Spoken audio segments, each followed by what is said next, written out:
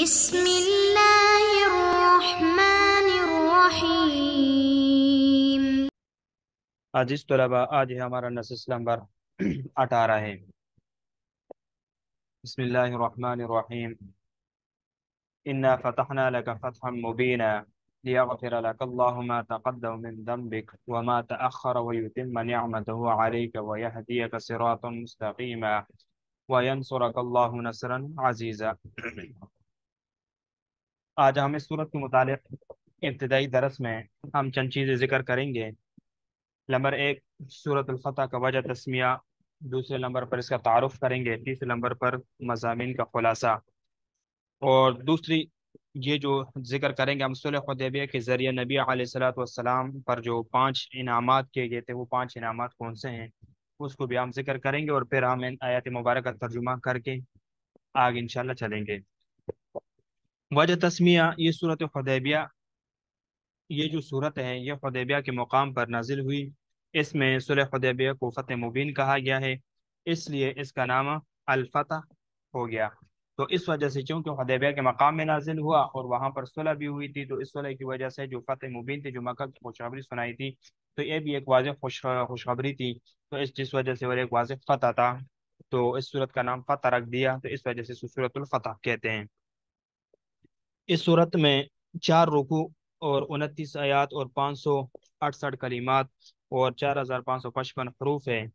یہ صورت واقع حدیبیہ کے موقع پر 6 ہجری میں حدیبیہ اور مدینہ کے درمیان دوران سفر نازل ہوئی، اس لیے یہ صورت مدنی ہے، اور اس میں مسلمانوں کے غلبے اور کامیابی کا ذکر ہے اور فتح مبین کی بشارت ہے، اور ساتھ ساتھ یہ بھی ہے کہ بیت رضوان جیسے عظیم واقعہ اور حضرت صحابہ اکرام رضوان اللہ تعالی علیہم اجمعین کی فضائل و کمالات کا بیان بھی ہے۔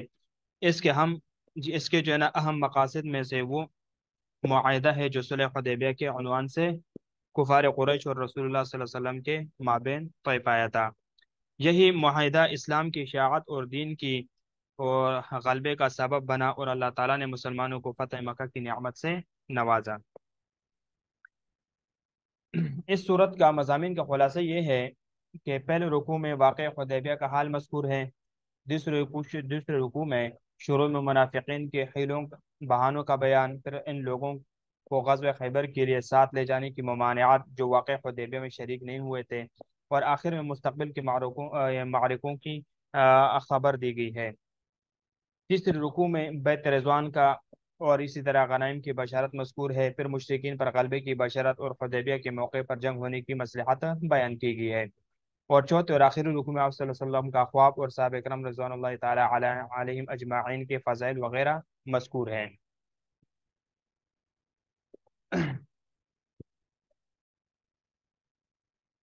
ترجمے سے پہلے یہ چیز سمجھ لیجئے، لیغفر لکا، لیغفر میں لام عاقبت ہے جس کو لام غایت بھی کہتے ہیں۔ لام تعلیل نہیں ہے، یعنی فتح مبین کا نتیجہ یہ نکلا۔ ذنب یعنی کوتاہی، گناہ کو کہتے ہیں۔ پھر آگے مفسرین نے لکھا ہے کہ ذنب گناہ کی جو نا اس کے 4 قسمیں، جیسے کہ معصیت ہو گئے، سیئہ ہو گئے، خطیئہ ہو گئے، اور اسی طرح ذنب۔ اب ان میں سے یہ جو 4، ہم اس کو اردو میں جو گناہ ہی کہتے ہیں، تو عربی میں اس کے لیے جو نا 4 لفظ مستعمل ہے۔ معصیہ ہے، اسی طرح سیئہ ہے، خطیئہ ہے، اور ذنب گناہ۔ تو اب ان میں فرق کیا ہے؟ تو دیکھو، معصیہ نافرمانی یہ سخت گناہ ہے، دوسرا سیئہ برائی یہ دوسرے درجے کا گناہ ہے، اور تیسرا خطیئۃ یہ معمولی درجے کا گناہ ہے، اور ذنب کوتاہی یہ برائے نام گناہ ہے، یعنی اتنا بڑا گناہ بلکہ برائے نام گناہ وغیرہ ہے۔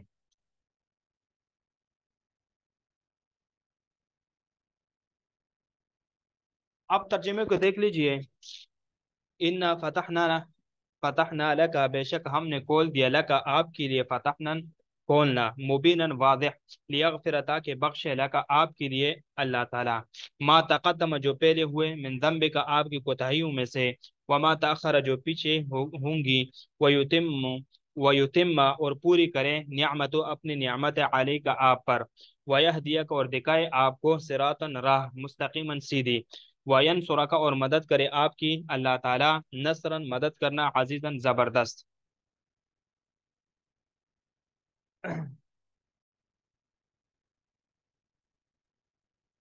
دیکھو اللہ رب العزت فرماتے ہیں انا فتحنا لک فتح مبین، فتح مبین کی خوشخبری سنا رہے ہیں کہ بے شک ہم نے آپ کو ایک کلی اور واضح خوشخبری اور فتح عطا فرمائی۔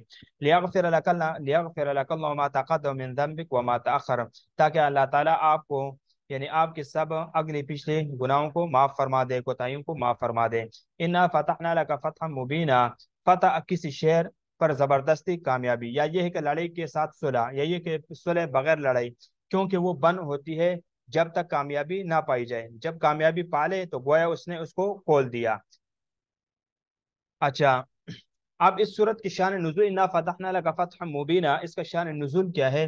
تو یہ صورت اس وقت اتری کہ جب رسول اللہ صلی اللہ علیہ وسلم مکہ مکرمہ سے حدیبیہ والے سال مدینہ منورہ کی طرف لوٹ رہے تھے۔ آپ سے فتح کا وعدہ کیا گیا اور اس میں لفظ ماضی کا لایا گیا، کیونکہ وہ اپنے یقینی وقوع میں ہو چکی ہوئی بات کی طرح تھی۔ اس سے خبر دینے والی کی عظمت اور شان ٹپک رہی ہے کہ زمانے کی لگام کے قبضہ قدرت میں ٹھیک اسی طرح ہے جیسے کہ ماضی کے زنجیر اس کے ہاتھ میں۔ تو اسی طرح یہ فتح بھی آپ کو یہ ایسے واقع اور یقینی ہے کہ جو ہونے والی ہے، جیسے کہ ایک کام، کیونکہ اس کی زنجیریں وہ اللہ رب العزت کے ہاتھ میں ہے۔ اور اس سے مراد جو ہے نا وہ حدیبیہ ہے۔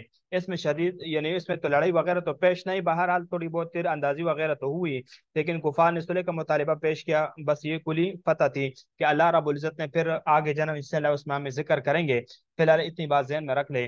لیغفر لک اللہ فتح سبب یعنی لیغفر لک اللہ فتح سبب مغفرت نہیں، تقدیری کلام اس طرح ہے، دیکھو لیغفر لک اللہ ما تقدم من ذنبک،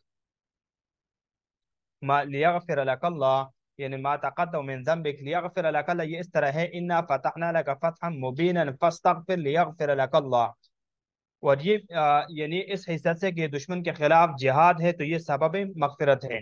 اب دیکھو فتح سبب مغفرت نہیں بلکہ اتمام نعمت اور زبردست نصرت کی تکمیل کے لیے تھی، لیکن جب ان نعمتوں کو شمار کیا تو ان نعمتوں کے ساتھ ملایا جو کہ اس سے بھی عظیم تر نعمتیں تھی، وہ اگر اس طرح فرمایا ہم نے فتح مکہ کو آپ کے لیے آسان کر دیا، یا اس طرح کی نعمتیں تاکہ آپ کے لیے دارین کی عزت جمع کر دے اور عاجل کے اغراض جمع کر دے، ما تقدم من ذنبک وما تأخر، تاکہ اللہ تعالیٰ آپ کی سب اگلی پچھلی خطائیں معاف فرما دے، مراد وہ تمام جو آپ سے ہو چکی ہے، یا ما تقدم سے واقعہ، بعض لوگ مفسرین فرماتے ہیں کہ اس سے جو واقع ماریہ قبطیہ مراد ہے، ما تاخر سے زید کی بھی وہ علاقہ مراد ہے، بہرحال لیکن یہ بات مفسرین کے قول ہے، لیکن اس سے یہ ہے کہ آپ سے جو آگے پیچھے جو کوتاہی ہوئی ہے اس کے ذریعے وہ اللہ تعالیٰ آپ سے معاف فرما دیں گے۔ وَيُتِمَّ نِعْمَتَهُ عَلَيْكَ، اور آپ پر اپنی احسانات کی تکمیل کر دے، آپ کے دین کو غلبہ دے کر اور آپ کے ہاتھوں شہروں کو فتح کرا کر، وَيَهْدِيَكَ صِرَاطًا مستقیم، اور آپ کو سیدھے راستے پر لے چلے، پسندیدہ دین پر آپ کو ثابت قدمی عنایت فرمائے، وَيَنْصُرَكَ اللَّهُ نَصْرًا عَزِيزًا، اور اللہ تعالیٰ آپ کو ایسا غلبہ دے جس میں عزت ہی عزت ہو، طاقتور محفوظ یعنی طاقتور محفوظ کہ کبھی بھی اس کے بعد عاجزی اور جھکاؤ نہ ہو، بلکہ آپ ہمیشہ طاقتور رہے، مضبوط رہے، محفوظ رہے، اور کبھی آپ کو عاجزی وغیرہ چیزیں آپ کے سامنے نہ آ جائے۔ اب یہاں پر جب شروع میں نے ایک بات ذکر کی تھی کہ اس میں آپ علیہ الصلوۃ والسلام پر جو نا 5 انعامات کا ذکر، انا فتحنا لک فتح مبینہ، دیکھو کہ صلح حدیبیہ کے موقع پر کچھ ایسے دفعات ہوئے تھے جو مسلمانوں کو جو نا سخت غم اور لائق ہوا، ان کو سخت پریشانی وغیرہ لائق ہوئی، کیونکہ آپ کے یعنی صحابہ رضوان اللہ تعالیٰ علیہم کو بتایا تھا کہ بیت اللہ یعنی آپ نے صحابہ سے عرض کیا تھا کہ ہم بیت اللہ جائیں گے اور اس کا طواف کریں گے، اب طواف کے بغیر واپسی ہو رہی تھی، تو پھر آپ اللہ کے برحق رسول تھے اور اللہ نے آپ یعنی اپنے دین کو غالب کرنے کا وعدہ کیا تھا، تو پھر آپ نے صلح میں قریش کا دباؤ کیوں قبول کیا؟ تو اور دب کر صلح کیوں کی؟ اس قسم کی جو نا باتیں ورثے وغیرہ آپ جن لوگوں کے ذہنوں میں پیدا ہو رہے تھے، تو واپسی میں پھر یہ صورت نازل ہوئی جس میں صلح کو فتح مبین قرار دیا، اور اس کے شروع میں یہ بتا دیا تھا کہ اللہ تعالیٰ نے اس صلح کے ذریعے نبی علیہ الصلوۃ والسلام پر 5 انعامات فرمائے ہیں۔ اب نمبر 1 پہلا انعام یہ ہے کہ صلح حدیبیہ کے روپ میں اللہ تعالیٰ نبی علیہ الصلوۃ والسلام کو کلی فتح عطا فرمائی، جس سے بڑی کوئی فتح نہیں ہو سکتی، یعنی اس صلح سے مکہ مکرمہ فتح ہو گیا، مگر بات اشارہ کنایہ میں کہی، کیونکہ ابھی بات کو کھولنے کا وقت نہیں آیا تھا کہ اس بات کو کھول کرتے لوگوں کو منتشر کرتے، اس کو واضح کرتے، لوگوں کے سامنے بیان کرتے، اس کو کھولنے کا وقت ابھی تک نہیں آیا تھا، ورنہ دشمنوں کے کان کھڑے ہو جاتے۔ اور اشارہ سمجھداروں کے لیے، یعنی اشارہ تو سمجھداروں کے لیے صراحت سے ابلغ ہوتا ہے۔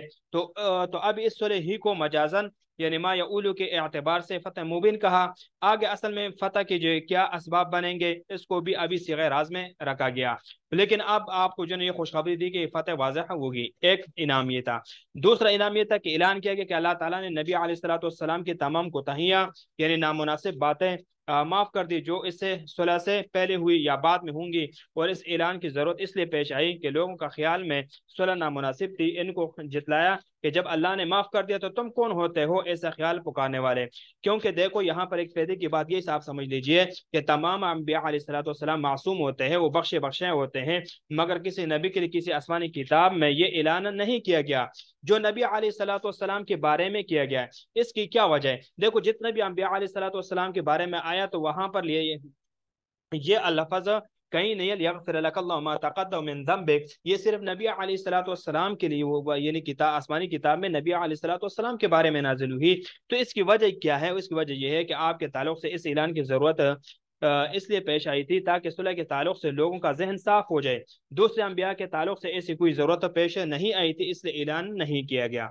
اچھا، تیسرا انعام یہ تھا کہ جب فتح مبین یعنی مکہ مکرمہ فتح ہوگا تو اللہ تعالیٰ کی نعمت نبی علیہ السلام پر کھل جائے گی۔ نعمت دو قسم کی، ایک یعنی علمی اور دوسرا عملی۔ جب قرآن کریم کا نزول مکمل ہوا تو یہ آیات یعنی ہوتی الیوم اکملت لکم دینکم واتممت علیکم نعمتی ورضیت لکم الاسلام دینا، آج میں نے تمہارے لیے تمہارے دین کو کامل کر دیا اور میں نے تم پر اپنی نعمت تام کر دی۔ تو یہ علمی نعمت تام ہوئی، اور عملی نعمت فتح مکہ کے ذریعے تام ہوگی۔ یہ تیسری انعام۔ اور چوتھا انعام یہ تھا کہ جب مکہ مکرمہ فتح ہو جائے گا تو آپ کے سیدھے راستے پر چلنا آسان ہو جائے گا۔ تو ابھی تو آپ کو مکہ میں داخل ہونے کا سیدھا راستہ چھوڑ کر دشوار گزار راستہ اختیار کرنا پڑ رہا تھا، اور مشکل راستوں پر آپ کو گھاٹیوں پر مشکل راستوں پر چلنا پڑ رہا تھا۔ فتح مکہ کے بعد اس کی نوبت نہیں آئے گی، اور امت کے لیے بھی صراط مستقیم پر چلنا سہل اور آسان ہو جائے گا، جیسے کہ آگے آیات میں آئے گا۔ پھر کوئی بھی مائے کا لال نہیں ہوگا جو ان کو ہراساں کر سکے۔ اور پھر فتح مکہ کے بعد آپ لوگوں نے دیکھا کہ اسلام لوگ جو نا فوج در فوج وہ اسلام میں داخل ہو رہے تھے۔ پانچواں یہ تھا کہ فتح مکہ کے ذریعے اللہ تعالیٰ آپ کو زبردست مدد فرمائیں، جس کا تذکرہ آگے سورۃ النصر میں اللہ تعالیٰ نے فرمایا اذا جاء نصر اللہ والفتح ان فتح۔ تو یہ 5 انعامات جو صلح حدیبیہ کے روپ میں نبی علیہ الصلوۃ والسلام پر اللہ تعالیٰ نے فرمائے تھے۔ آگے هو الذی انزل سکینۃ، انشاءاللہ اس کو آگے ہم نیکسٹ درس میں پڑھیں گے۔